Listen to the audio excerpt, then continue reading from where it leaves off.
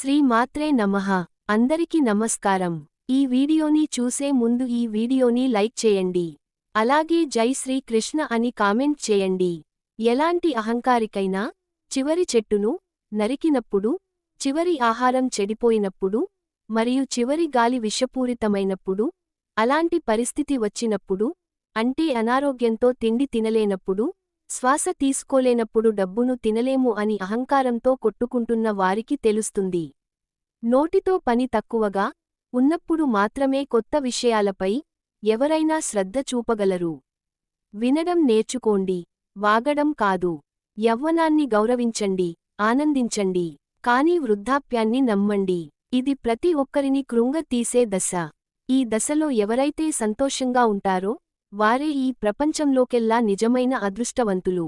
నది ఒడ్డున ఉన్న చెట్టు, ఆడపడుచులు ఉండే ఇంట్లో ఉన్న కోడలు, సలహాదారులు లేని రాజు వీరు ఖచ్చితంగా నాశనం అవుతాడు. వీరిని నాశనం చేస్తారు. కాబట్టి ప్రతి విషయంలోనూ జాగ్రత్తగా ఉండాలి. ఈ సమాజం ఎలాంటిదంటే, మనిషి పుట్టినప్పుడు మొదటిగా ఏడుస్తారు. అప్పుడు ప్రపంచం మొత్తం సంతోషిస్తుంది. మనిషి బ్రతికున్నంత కాలం ఏడుస్తూ బాధపడాలని ప్రపంచం కోరుకుంటుంది. కాని అదే ప్రపంచం ఎప్పుడు ఏడుస్తుందో తెలుసా? మనిషి చనిపోయినప్పుడు అప్పటివరకు నిన్ను అన్ని రకాలుగా హింసిస్తుంది. మీ పిల్లలు మీ స్వంతం కాదని గుర్తుంచుకోండి. సృష్టికర్త మీకు కేవలం అప్పుగానే ఇచ్చారు అనుకోండి. అప్పుడే మీరు వారి నుండి ఏమీ ఆశించరు. వృద్ధాప్యంలో మీకు ఎదురయ్యే పరిస్థితులు మిమ్మల్ని బాధించవు. దూరంగా వెళ్లి దగ్గరయ్యే సంబంధాల కంటే దగ్గరగా ఉండి దూరమయ్యే సంబంధాలే ఎక్కువ మంటను కలిగిస్తాయి. కాబట్టి ఎప్పుడైనా బంధువులకు దగ్గరగా ఉండవద్దు. ఇలా ఉండడం వల్లే బంధువులతో గొడవలు వస్తాయి. దూరంగా ఉంటే బంధుత్వాలు నిలబడతాయి లేదా కూలిపోతాయి. ప్రతి మనిషిలోనూ రెండు తోడేళ్లు గొడవ పడుతూ ఉంటాయి.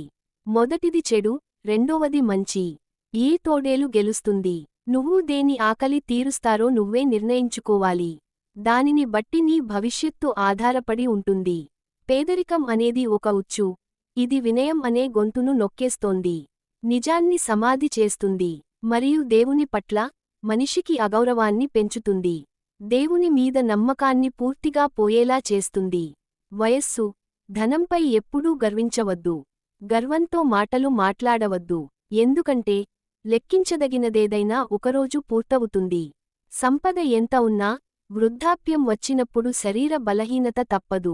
మీరు పనికిరాని వాటికోసం వెతకడం మానేసి, సృష్టికర్త మీకోసం ఉద్దేశించిన జీవితాన్ని గడపడం ప్రారంభించినప్పుడు మాత్రమే మీకు జ్ఞానం లభిస్తుంది. మనిషి ఎప్పుడైతే ప్రకృతికి దూరంగా ఉంటాడో అప్పటినుండి తన హృదయం కఠినంగా మారుతుంది. ప్రకృతిని హింసిస్తే ఆ హింస తిరిగి తనకు చేరుతుంది.